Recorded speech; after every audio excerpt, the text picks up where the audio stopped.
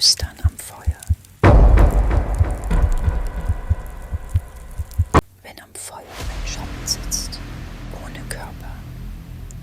Nacht, Waldlichtung. Du wärmst die Hände über dem Feuer.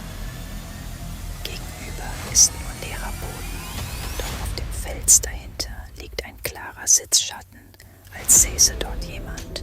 Du bewegst deine Hand, dein Schatten tanzt, der andere rührt sich nicht. Dann beugt er sich vor, als würde er zuhören, für einen Atemzug und die Flamme kleiner. Der fremde Schatten bleibt schärfer, er hebt eine Hand und legt sie in deine. Löscht das Feuer oder es weckt, was bleiben will. Flüstern